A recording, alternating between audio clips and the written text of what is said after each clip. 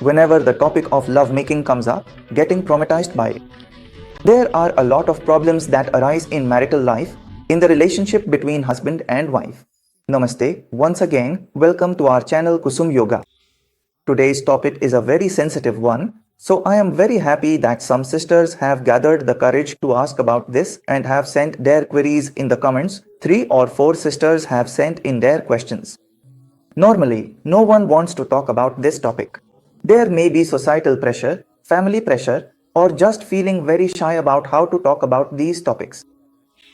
But a lot of women face this problem, yet they are not able to talk about it openly. And whenever those 2 or 3 sisters have commented, a lot of comments have followed saying, "Sir, we have this problem too, please help us with it." The name of the problem is vaginismus. It has a very fancy name in English, but what it means is experiencing severe pain during intercourse, so much pain that because of it, the desire to have sex or make love just disappears. Whenever the topic of lovemaking even comes up, it becomes a traumatic experience. Whenever the topic of intercourse even comes up, it immediately triggers pain in the mind, and gradually, this also leads to a rigidity of mindset. So where exactly is the problem arising because of this? Firstly, a lot of problems arise in marital life, in the relationship between husband and wife. And secondly, the big issue is that women who naturally want to become mothers, who want to conceive naturally, are unable to do so because, you see, the very first step to conceiving is this. You have to think in your mind that yes, I am conceiving, I am going to become a mother. First is visualization, and second, you have to address its practical aspect. If you are not even able to have intercourse, if you are feeling very scared, then obviously you won't be able to get pregnant naturally. So let's simplify this a little bit. It's a very sensitive topic, and for those who have this problem or even feel that they can relate to it a little bit, you need to understand each and every point, and I will also share some exercises, some yoga practices that will help a lot with this. But first, let's try to understand the psychology behind it a bit. See, in most cases of vaginismus, there actually isn't any physical problem. It's a problem of the mind. I can call it a psychological problem. You could say it's a mental issue. So what actually happens? Sexual intercourse is a very natural process. Anyone who wants to become a parent, anyone who gets married, for any husband and wife relationship, this is a very natural thing. But what does science say? When we are afraid, when we have any kind of fear in our mind, our muscles contract.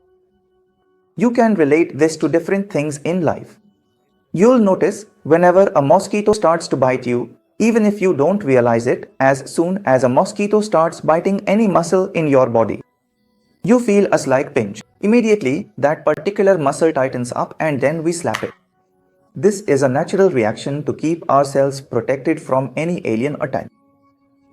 Whenever anything from outside, which is not a part of my body, affects my body or causes pain, my muscles automatically tighten up. This is the body's natural defense mechanism. Right. You must have noticed that when you go somewhere at night and it's a dark place, you feel a bit lonely, and suddenly if you hear a sound from behind, you immediately feel a bit of turmoil in your stomach. You get chills down your spine and feel a slight contraction in your body. That means the contraction, the tightness, is directly related to our feeling of fear. If you understand this, then your treatment for vaginismus is almost done. Right. In your mind, in your subconscious, not consciously, because consciously you want to enjoy your married life, you want to become a mother, and you want to be able to have intercourse. But somewhere in your subconscious mind, there is a fear about this topic. This fear is mostly connected to childhood trauma. When we are at a tender age in childhood and don't know much about these things, or rather, we shouldn't know at all, did you ever overhear someone talking about such things as a child? Did you ever hear adults talking about such things? If you saw other people in some odd situation, or you happened to see a scene from a movie at a tender age, or you accidentally saw something, what happens then? In childhood, our minds aren't ready for all these things, so suddenly a negative impact forms in our minds. A lot of fear arises. This is the most common reason, and as we grow up, that thing keeps developing somewhere in our subconscious mind. This is a very common reason. It could be that in your childhood, you experienced some negative trauma in your personal life, and that is still affecting you now as an adult. Alright, so how do we get rid of those traumas? One thing is that psychological counseling helps a lot. It's very effective. Acceptance is very important in the treatment of vaginismus. This process, which we commonly refer to as a dirty act in everyday language, especially in childhood, it's not that. Accept that we are grown up now, and for our lives, this is a normal human behavior. There's nothing to lose by accepting it. Even sages and monks used to have children. That means they must have gone through this same process, right? All those sages and monks who meditated and worshipped God also went through these same processes so that they could have children. So you have to accept that at our age, after adulthood, this is not something wrong. It's a very natural and normal way of expressing love, of getting better connected to your husband. First, you need to accept that this is also a way for me to be emotionally attached to my husband. This is a very important point. You need to understand this and, first of all, mentally accept it. Secondly, in our bodies, a lot of old fearful emotions remain stored in many joints and muscles. Over a period of time, those muscles gradually become permanently tight. So, a very good way to release those fearful emotions is through yogic stretches when we do asanas and stretching. It's just the opposite way, meaning that fear causes the muscles to tighten.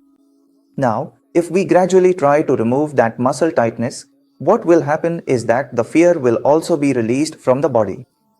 Deep-rooted emotional impressions, deep-rooted emotional pain in your body can be removed through yoga and regular stretching. Stretching while doing slow and deep breathing. This is very important. We won't do reckless stretching that causes a lot of pain or makes us breathless. Because when we do slow and deep breathing, when we take full control of our breath and breathe mindfully, no matter how much pain there is in the body, if we keep our breath under control at that time, we are sending a message to our mind and brain that I am comfortable. This stretch is a voluntary stretch. The pain you feel is voluntary pain. I am trying to release some old emotions from my body. If you understand this, then Vajrasana is nothing at all. You can do any kind of warm-up. In the beginning, you can jog or jog on the spot. You can do Surya Namaskar. As soon as you finish warming up, I will tell you here about 5 very important stretches that you need to do daily. In 21 days, you'll see that you will get a lot of relief and you will start realizing things. That it was never a problem with your body, it was a mental problem. First, you will do Baddha Konasana, the butterfly pose. You have to sit in the butterfly pose. Since we are talking about therapeutic stretches here, you should hold each stretch for 2 to 3 minutes. Alright, don't start directly from here without warming up first. It's very important for you to warm up, otherwise you might get cramps. This is the first exercise, Baddha Konasana. It's also a fertility boosting pose. It has many benefits, but it's directly related to today's topic. So you need to do the butterfly pose, Baddha Konasana, like this for about 2 minutes, pressing your legs down. Don't sit hunched over like this. Sit up straight with your spine fully stretched. After 2 minutes, bring your feet a little forward. Place your heels about 1 foot in front of your perineum and then, looking forward, slowly exhale and do deep breathing. Right here, you'll already start to feel pain near your inner thighs. And on the outside, these muscles, the hip flexor muscles, you'll start to feel pain and stretching here as well. Pause here and relax for a while. Go down as much as you comfortably can. You can use a pillow here for support. Because you need to stay here longer, for about a minute or even more if you have time. With every breath, keep relaxing your spine further. Don't carry the weight you are holding in your lower back. Just keep relaxing, keep relaxing. It's very important indeed. Here, after staying for at least 1 minute, you can do it for up to 3 minutes, then you'll get up. That was the first exercise. The second exercise is your 90-90 stretch, which is very effective. Spread both legs out a little like this. Widen your thighs, and look, I fixed both heels in place, don't move the heels. Whatever exercise you do next, your heels should stay in the right position.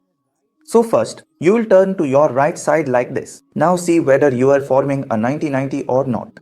90-90 means you need to form 3 90-degree angles. There should be a 90-degree angle between your shin bone and the front thigh. Between the femurs, there should be a 90-degree angle. Between the back shin bone and femur, there should also be a 90-degree angle. So that's 3. 1, 2 and 3. Now, I placed both hands on top of my right leg's knee and ankle. Looking forward, slowly bring your chest down. Go down deep. Then come up, inhale. With both hands placed behind, gently turn like this. You saw as I turned, I used my pelvic strength to rotate. Here, I didn't shift my legs at all. Bring both hands back onto your left leg and go down like this. Exhale. 1 second, inhale. Down. Exhale. This is a very basic stretch. You should do it 20 times, 10 times on each side. Inhale as you come up, turn like this, and exhale as you go down. Inhale as you come up, turn, and exhale as you go down. You need to do this 10 times on each side for a total of 20 times. From here, you will get up. You need to come onto both knees, and right here, you will open your right leg exactly to the right side. Put your entire body weight on the left knee. Interlock both hands like this. Take your right knee, the leg that's open to the side, and stretch it exactly in the right direction like this. While doing this, you'll feel a nice stretch directly on your pelvic muscles. But you need to make sure that you are not leaning your body to this side. Keep your body upright from the hip joint and don't push your waist backward like this. Your hip shouldn't move backward. It should be exactly to the side with your pelvic floor facing forward. Keep your pelvic floor squared to the front. Your waist should move exactly to the side like this. You can also place both hands on your waist if you want to feel the alignment. Like this, 1, up, exhale, deep stretch, up, exhale, deep stretch, up. So you need to do this on both sides at least 10 times each. Do it 10 times on your right side and then in the same way, do it on your left side 10 times. Like this, 1, up, make sure your leg is completely straight, your waist shouldn't go backward. This is wrong if you are doing it like this. And this is also wrong if you are going like this, absolutely straight. Give the stretch exactly to the side. This is right. You need to build this habit day by day. You'll feel a big difference in 21 days. Now, for the next exercise, you will come into Balasana, the child's pose. So you will sit like this, with enough gap between both legs. Stretch your body forward completely, like this, a full stretch, and your trunk should be adjusted between both legs. From here, you need to slowly rise up like this. As you rise, pay close attention to the position of your hands and do not shift your knees at all. You need to maintain the same full stretching position right here. As you rise, bring your right leg to the side of your right hand and push your pelvic floor down as much as you can. If you push while looking down, you will never be able to reach your maximum range. You need to try looking up while inhaling and then come back like this while exhaling. Again, inhale. Now the left leg has moved exactly to the side of the left hand. Now, while pressing your hips down, try to look up. This is one of the best stretches for vaginismus. If you ask, "Sir, I don't have much time, tell me just one exercise," then this is the one I would recommend. If you only want to do one exercise, then do this one, but in that case, do it 50 times a day. Alright, so why do you need to do one exercise 50 times?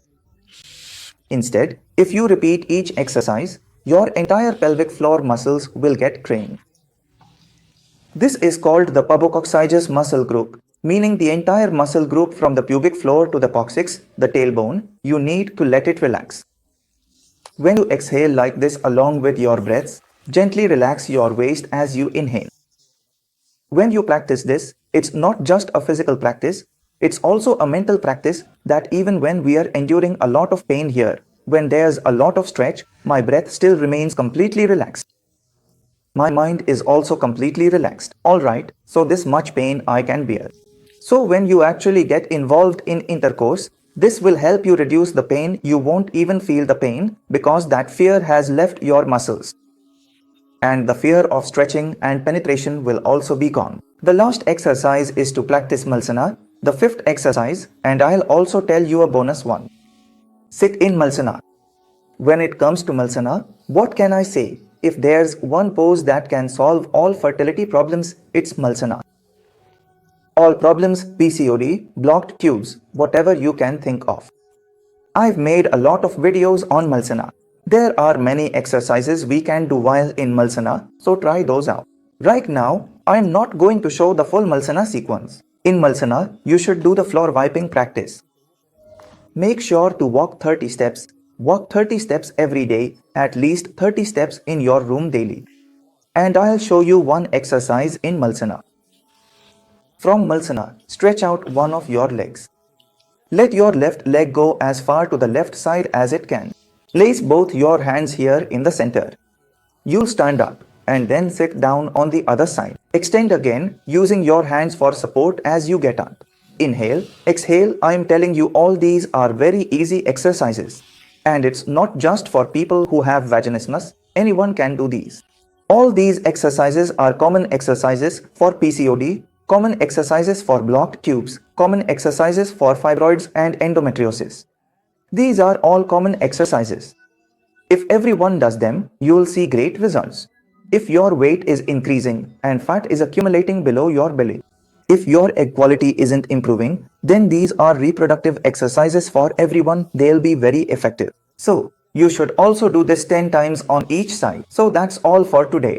There was a bit of explanation at the beginning, so the video might be a little long, but that's okay. I am sharing this for your benefit. Yoga has a cure for everything.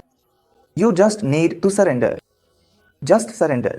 Immerse yourself in the remembrance of yoga. There is no problem that can't be solved. Myself, Yoga Guru Amlan, retired Indian Air Force coach, currently one of India's most successful fertility yoga trainers. Hopefully, today's video will help many sisters. It will help remove the fear that many sisters have in their hearts. If you liked the video, please give it a like, share it with someone else, and help improve someone else's life. Thank you very much. See you very soon.